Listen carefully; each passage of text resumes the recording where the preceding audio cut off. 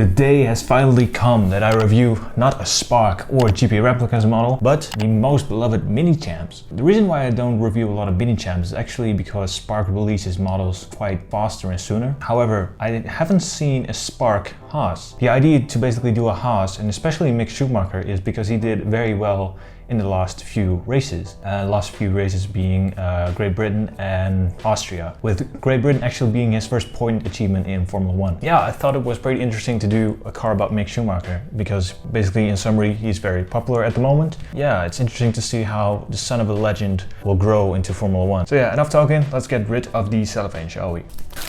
Ooh. And there it is. Alright, so let's first take a look at this box, shall we? Interesting looking box. It's a very interesting design. We'll get to that in a bit because it folds open like that very beautifully. It's a bit of a display box as well. So the top of the box, very interesting. I really like this approach of design of boxing. We got the white, blue and red of the Russian flag. Right in the middle we have the Haas logo, and in the middle we have the name of the head sponsor being Uralkali. Uralkali? I'm not really sure how I pronounce that. And underneath that we have Haas F1 team. Let's get to this side of the box. Indicator in which scale it is. It's basically in 1/18. So at the right side we have Uralkali Haas F1 team VF-21 M Schumacher Bahrain GP 2021. And in the middle we have a Minichamps logo. This side basically replicates that same idea, but just a little bit smaller. Other side we have the same info basically. And on this side we have Minichamps exclusive edition for CK-Modelcars and Paddock-Legends. Limited edition, 222 pieces. This is the first time opening this box, so I have no idea what the reveal is going to look like. So let's just get on with it, shall we? Ooh, wow. Oh, wow.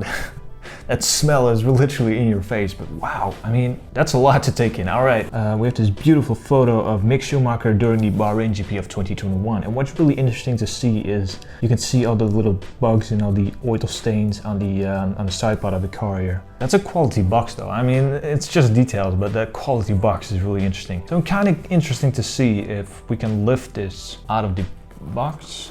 And we can actually. I think I'm going to review it like this. I'm going to put this up to the side, but the whole box idea, I like that very much. I mean, look at that. One thing I like more with Minichamps is I think they scale their helmets of the figurines a little bit better. So yeah, that's just the first impressions. But so let's do what we always do and work from our front wing all the way to the back, shall we? One thing I really like about this front wing is I'm a sucker for carbon fiber front wings. There's something to them. What's really noticeable is that Minichamps has a totally different approach of carbon weave than Spark models actually have. This is a little bit more dense and a little bit more lighter in color. I feel that the Spark model carbon fiber is really dark. Not really much to see on the flaps. Tiny little sensors, really like to see that. Unfortunately, no gaps between the flaps, which is always a little bit of a bummer, to be honest. On the outside, we have a decal on Uralkali. Right, then we get to the nose of the car, shall we? We have a few sponsors going on there. All the way at the tip of the nose, we have a little tiny small Haas logo. Above that, the mandatory logo of Pirelli. Above that, Uralkali, Haas, and Mick Schumacher's race number 47. I don't know what it is about this race number, but I can never seem to remember it. I'm always like, it was 43, right? 42, 41? But then oh yeah, it's 47, you know, I never remember it. Anyway, above that, we have another logo of 1&1. So is it like a telecom company? I'm not really 100% certain. So what I do really like about this nose is the camera pods. Again, with a beautiful carbon fiber weave. I think I kind of prefer the carbon weave on the Minichamps models. The color of the hard tire here is not really white, it's more of like an off-white color. If you take a look at the body and then to the wheel, you notice that there's a small variation in color. Basically what they do very well too is basically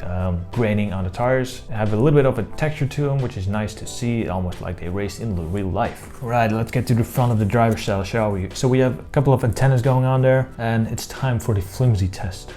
Ooh, that's a flimsy one, don't touch that. Not really a lot going on in this car. I mean, basically nobody wanted to sponsor a Haas in 2021, and who's to blame them, I mean. Right, then we get to the intake of the side pods. All these flaps basically connect together, which is interesting to see. Usually there's a small gap to them, so they look a little bit like wings. That's one crowded looking bargeboard section. There's so much going on there. I do like that there's hints of silver going on there, a little bit more depth in there as well. It's a bit of a shame to see that, again, here we don't see any slots between the flaps at all, which is kind of a shame, really. All right, then we get to the cockpit section, shall we? Halo is looking really nice. Again, we have 1&1, Uralkali, and on the inside we have the Russian flag. Helmet looking really nice. There's a huge plus point and a huge negative, I have to say, about the helmets of Minichamps. So let's start positive, shall we? What I do really like about Minichamps' helmets is that I feel like they scale more properly to the car. However, one huge negative, why do we always get the brown visor? Why? It just adds a sense of depth to have a clear visor where you can see a face underneath. I mean, it's a little bit cheap and it doesn't look good at all. I mean, it's just brown, it's very obvious and, in my opinion, very ugly. So race suit looking really nice. We have some seat belts going on there as well. And the seat belts are actually not a separate piece. They're actually molded to the body, if I am correct. Yeah, they're basically molded to the body, so it's not a separate piece. Another huge plus point about Minichamps is that basically what I've read online is usually with Spark you get a very generic steering wheel. It's really nice to see a steering wheel which is one-on-one with the real life counterpart. So yeah, then we get to the side pods of this car, and I mean, one thing I do really like about this livery is basically the Haas font. So yeah, underneath there we have a couple more logos and sponsors. The American flag. Next to that we have a bunny. Then we have Pirelli, Under Armour. After that we have a logo of a brand I can't think on the top of my head. I'm pretty sure they have stuff to do with driver clothing because you always see them on the shoulder pads of the drivers, and I think on the gloves as well, if I'm correct. Then we get to the shark fin of this car, and this shark fin is huge as well. Kind of reminds me of the Aston Martin one. It was also pretty huge too. Rear wing looking interesting at the side of the rear wing. Once again, no gaps in the flaps. I mean, this is why you choose 118 for those tiny little details, you know, which we don't get right now. That's kind of a shame to see, really. So yeah, at the DRS flap we have a huge Haas logo, and at the back of the DRS flap we have another logo of Jurian. And one thing I'm really interested to see is the underneath side. Holy shit, that thing is absolutely tight as incredibly tight. So yeah, bummer. People always tell me that Minichamps is so much better than Spark. I don't see why Minichamps is that much better than Spark. I kind of prefer the detail Spark and other brands have.